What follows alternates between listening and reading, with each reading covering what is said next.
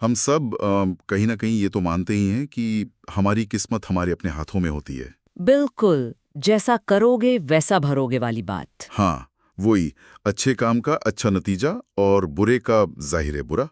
लेकिन बौद्ध धर्म में ना इस नतीजे को देखने का एक बहुत ही गहरा तरीका है। हाँ, वो सिर्फ अच्छे बुरे फल की बात नहीं करते। नहीं, वो दो अलग-अलग रास्तों की बात करते हैं, दो गति की। नाम है सुगति और दुर्गति। और आज हम इसी गुत्थी को कह सकते हैं सुलझाने की कोशिश करेंगे। भगवान बुद्ध के हिसाब से ये दो रास्ते असल में हैं क्या? क्या ये स्वर्ग और नरक जैसी कोई जगह है? और सबसे बड़ा सवाल कि क्या इन दोनों रास्तों के अलावा कोई कोई तीसरा रास्ता भी है, कोई ऐसी मंजिल जो इन दोनों से ही परे हो? हमारे पास जो स्रोत हैं वो सीधे बुद्ध की शिक्षाओं से आते हैं और वो कर्म के इन दो मार्गों पर बहुत साफ रोशनी डालते हैं। तो चलिए इस सोच की गहराई में उतरते हैं कि हमारे कर्म हमें असल में कहाँ लेकर जाते हैं। बिल्कुल। और शुरू करने से पहले एक बात साफ करना बहुत जरूरी है, जो अक्सर लोग गलत समझते हैं क्या? कि सुगति और दुर्गति का मतलब सिर्फ मरने के बाद मिलने वाला स्वर्ग या नर्क नहीं है। बुद्ध की शिक्षाओं का सार ये है कि ये दोनों अवस्थाएं यहीं इसी पल में शुरू होती हैं, अच्छा, हमारे मन के अंदर। ये हमारे माइंडसेट का, हमारी चेतना का एक सीधा नतीजा है। तो ये कोई दूर की बात नहीं है बल्कि यहीं और अभी की बात है। ये तो वही बुद्ध का मूल सिद्धांत हो गया कि इंसान अपनी किस्मत खुद बनाता है। एग्जैक्टली। पूरा खेल इसी एक लाइन पर टिका है। ठीक है, तो फिर पहले अच्छे रास्ते की बात करते हैं। सुगति, अगर मैं शब्द को तोड़ूं, सु मतलब अच्छा हाँ और गति मतलब रास्ता या जाना, हाँ, मार्ग। तो अच्छा रास्ता सुनने में तो बहुत सीधा लगता है, पर ये है क्या? इस अच्छे रास्ते पर चलने के लिए करना क्या होता है? सवाल बहुत अच्छा है, क्योंकि इसका जवाब हमारी रोजमर्रा की जिंदगी से जुड़ा है। बुद्ध की शिक्षा के मुताबिक सुगति का रास्ता हमारे कर्मों से बनता है। जो इंसान पंचशील का पालन करता है। एक मिनट, पंचशील मतलब वो 5 बातें? हिंसा न करना, चोरी न करना, झूठ न बोलना। हाँ, वही। हिंसा, चोरी, झूठ, व्यभिचार और नशे से दूर रहना।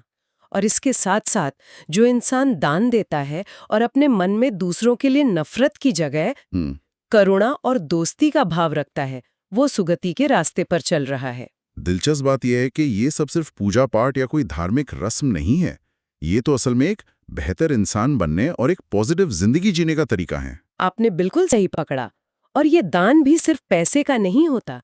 किसी को अपना समय देना, किसी परेशान इंसान की बात को ध्यान से सुन लेना, या ट्रैफिक में गुस्से से हॉर्न बजाने की जगह किसी को रास्ता दे देना। हाँ, ये छोटे छोटे कर्म भी हमारे चित्त को, हमारे मन को सुगति की दिशा में मोड़ते हैं। तो इस रास्ते पर चलने का इनाम क्या है? मतलब इस माइंडसेट का नतीजा क्या होता है? स्रोतों के हिसाब से इसका नतीजा ऐसी जगह या ऐसी अवस्था में जन्म लेना होता है जहां सुख और शांति ज्यादा हो। जैसे कि देवलोक में जन्म होना, जहां जीवन लंबा और सुखद होता है, या फिर इसी धरती पर एक ऐसे परिवार में जन्म लेना जहां अच्छी सेहत हो, समृद्धि हो और मन की शांति हो। एक ऐसा माहौल जहां जिंदगी की बुनियादी जरूरतें आसानी से पूरी हो जाएं, ताकि इंसान का ध्यान आध्यात्मिक विकास पर लग सके। सुनने में तो ये बहुत ही शानदार लगता है। एक अच्छा सुखी जीवन या फिर देवलोक, ये तो किसी भी इंसान के लिए एक परफेक्ट गोल, एक अंतिम मंजिल जैसा लगता है। क्या इसके आगे भी कुछ है? यह यात्रा यहीं खत्म हो जाती है? और बस यहीं आकर बुद्ध की शिक्षाएं एक ऐसा मोड़ लेती हैं जो पूरी तस्वीर ही बदल देता है। अच्छा। बुद्ध कहते हैं कि सुख गति, चाहे वो कितनी भी सुखद क्यों न हो, स्थायी नहीं है, वो अनित्य है। अनित्य मतलब टेम्पररी? हाँ, टेम्पररी है। ठीक मिनट, क्या मतलब? आप कह रही हैं कि स्वर्ग भी हमेशा के लिए नहीं है? मतलब आपने सब कुछ सही किया, आपको सबसे अच्छा इनाम मिला और फिर भी वो आपसे छिन सकता है? जी हाँ, इसे ऐसे समझिए कि हमारे अच्छे कर्म एक तरह का पॉजिटिव बैलेंस या पुण्य जमा करते हैं। ठीक है। जब तक वो बैलेंस रहता है, इंसान उस सुखद अवस्था का आनंद लेता है। लेकिन जैसे ही वो बैलेंस, वो पुण्य खत्म होता है, तो उस अवस्था से पतन भी हो सकता है। वो इंसान वापस दुख और बेचैनी के चक्र में आ सकता है। अरे वाह, ये तो चौंकाने वाली बात है। तो सुगति एक तरह से एक लंबा आरामदायक हॉलिडे है, लेकिन ये हमेशा के लिए नहीं है। सही कहा, ये मंजिल नहीं, बस एक बेहतर पड़ाव है। एक बेहतर स्टॉप। बिल्कुल। इसीलिए बुद्ध ने इसे कभी भी अंतिम लक्ष्य नहीं माना। ये एक सुनहरा पिंजरा हो सकता है, लेकिन है तो पिंजरा ही, जन्म और मृत्यु के चक्र का ही हिस्सा है। अगर अच्छे कर्मों का फल भी विषय नहीं टिकता तो ये सोचना भी डरावना है कि बुरे कर्मों का नतीजा, जिसे दुर्गति कहते हैं, वो कैसा होता होगा। नाम से ही जाहिर है, दू मतलब बुरा। हाँ, तो ये बुरा रास्ता क्या है और कौन से काम हमें इस पर धकेलते हैं। जैसे सुगति कुशल कर्मों का नतीजा है, वैसे ही दुर्गति अकुशल कर्मों का। स्रोत साफ साफ बताते हैं कि किसी भी जीव को जानबूझकर कष्ट देना, किसी की चीज चुराना, धोखा देना, झूठ बोलकर किसी का नुकसान करना, हाँ, और मन में दूसरों के लिए जलन, नफरत या बदला लेने की भावना रखना, ये सभी कर्म दुर्गति का बीज बोते हैं। और इसका नतीजा क्या होता है। सुगति में देवलोक और सुखी जीवन था, तो दुर्गति में कैसी अवस्थाएं होती है। दुर्गति की अवस्थाओं को दुख और पीड़ा से भरा हुआ बताया गया है। जैसे पशु योनि में जन्म, जहाँ चेतना बहुत सीमित होती है और जीवन बस डर और भूख के आधार पर ही चलता है। उससे भी बुरी अवस्था प्रेत लोक की बताई गई है, जहाँ अतृप्त इच्छाएं और कभी न खत्म होने वाली भूख प्यास का कष्ट होता है। और सबसे निचली अवस्था वो नरक की बताई गई है, जहाँ तीव्र मानसिक और शारीरिक पीड़ा होती है, जो मन में बसी गहरी नफरत और क्रोध का ही एक प्रतिबिंब है, एक रिफ्लेक्शन है। एक मिनट, नरक, प्रेतलोक, ये सब सुनकर तो ऐसा लगता है जैसे कोई भगवान है जो ऊपर बैठकर हिसाब किताब कर रहा है और हमें हमारे बुरे कामों के लिए सजा दे रहा है। क्या बौद्ध धर्म में भी ऐसा ही कोई कॉन्सेप्ट है। ये बहुत जरूरी सवाल है, क्योंकि यहीं पर बुद्ध की शिक्षा बाकी धर्मों से अलग हो जाती है। कैसे। बुद्ध के अनुसार दुर्गति किसी बाहरी शक्ति का दिया हुआ दंड नहीं है, कोई भगवान सजा नहीं दे रहा। तो फिर यह हमारे अपने ही मन की उपज है। यह हमारे अपने मन के भीतर जल रही द्वेष, हेट्रेड, लोभ, ग्रीड और मोह, अटैचमेंट की आग का सीधा नतीजा है। अच्छा। जब हमारा मन इन जहरीली भावनाओं से भरा होता है तो हमारे काम भी वैसे ही जहरीले हो जाते हैं और उन्हीं कामों का नतीजा हमें दुर्गति की पीड़ा में ले जाता है। तो ये एक तरह से कुदरत के नियम जैसा है। बिल्कुल, आग में हाथ डालोगे तो हाथ जलेगा ही, इसमें किसी को सजा देने की जरूरत नहीं है। तो इसका मतलब ये हुआ कि चाहे हम सुगति की ऊंचाइयों की बात करें या दुर्गति की गहराइयों की, इनका कंट्रोल पैनल कहीं बाहर नहीं बल्कि हमारे अपने हाथों में, हमारे अपने मन में है। हाँ, सब कुछ हमारे मन यानी चित्त पर निर्भर करता है। आपने बिल्कुल सही पकड़ा है, सारा खेल चित्त का है। और इसी बात को समझाने के लिए बुद्ध के सबसे मशहूर ग्रंथों में से एक धम्मपद में एक बहुत ही जबरदस्त बात कही गई है। मैं जब भी उसे पढ़ती हूँ वो मुझे अंदर तक हिला देती है। हाँ, हमारे स्रोत में इसका जिक्र है। ये बहुत गहरा सूत्र लगता है। धम्मपद की शुरुआती इन शब्दों से होती है, मनो पुब्भंगमा धम्मा मनो सेठा मनोमया। इसका मतलब क्या हुआ? इसका मोटा मोटा मतलब है, हमारे सारे काम मन से ही पैदा होते हैं, मन ही सबका लीडर है, सब कुछ मन से ही बना है। ये तो सुनने में बहुत पावरफुल है, लेकिन इसका रोजमर्रा की जिंदगी में क्या मतलब है? इसी को समझाने के लिए बुद्ध ने दो ऐसी मिसालें दी हैं जो दिमाग में छप जाती हैं। पहली मिसाल सुगति के लिए है। बताइए। वो कहते हैं कि अगर कोई इंसान साफ और शांत मन से कोई अच्छा काम करता है या अच्छा बोलता है तो सुख उसके पीछे पीछे ठीक वैसे ही चलता है जैसे इंसान के पीछे चलने वाली उसकी छाया। वाह, छाया। छाया कभी शरीर का साथ नहीं छोड़ती, वो अलग नहीं हो सकती। बिल्कुल। मतलब साफ मन से किए गए काम का नतीजा सुख मिलना तय है, वो आपसे अलग हो ही नहीं सकता। बिल्कुल। और छाया की एक और खास बात है, वो कोई बोझ नहीं होती, वो बस साथ रहती है। सही बात है। अब दूसरी मिसाल देखिए जो दुर्गति के लिए है।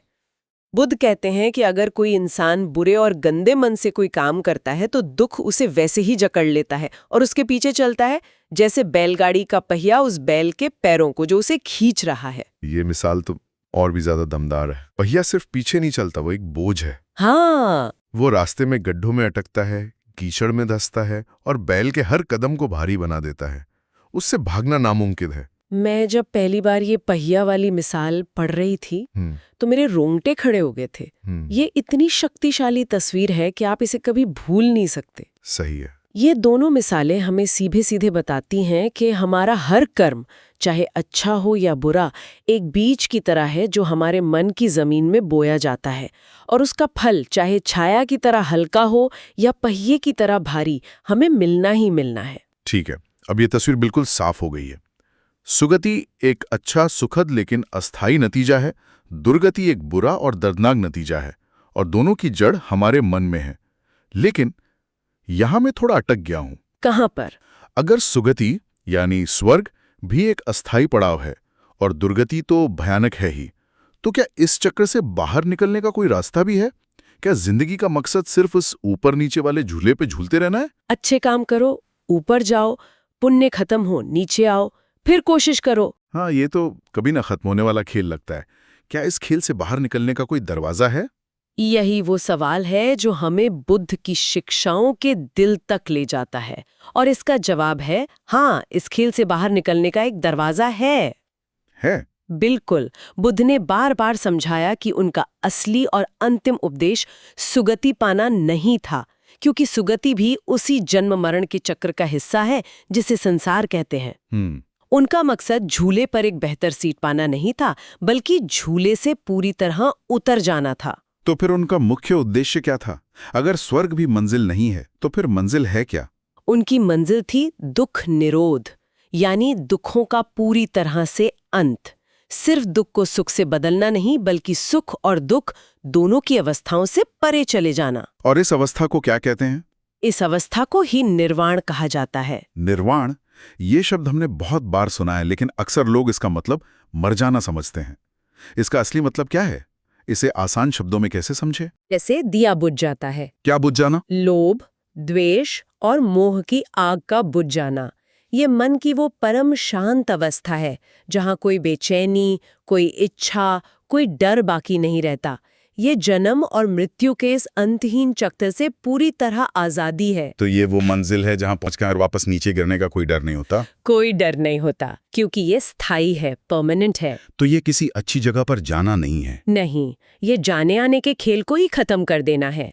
ये परम शांति की अवस्था है, जिसे यहीं इसी जीवन में पाया जा सकता है। तो आज की इस पूरी बातचीत का सार ये है कि हमारे कर्म हमें दो रास्तों पर ले जा सकते हैं। सुगति, जो अच्छे मन का नतीजा है, ये एक सुखद लेकिन अस्थायी हॉलिडे जैसा है। और दूसरा रास्ता है दुर्गति, जो बुरे मन का नतीजा है और एक भारी बोझ की तरह, उस पहिए की तरह हमारे पीछे चलता है। और सबसे बड़ी बात, इन दोनों रास्तों का रिमोट कंट्रोल किसी और के हाथ में नहीं, हमारे अपने मन, हमारे चित्त में है। बिल्कुल।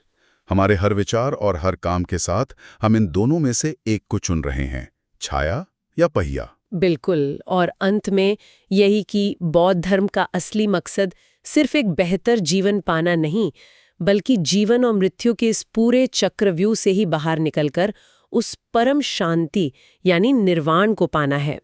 ये सिर्फ अपनी सीट बदलने का नहीं, बल्कि ट्रेन से ही उतर जाने का विचार है। आज की इस चर्चा के बाद हम एक सवाल श्रोता के लिए छोड़ जाते हैं।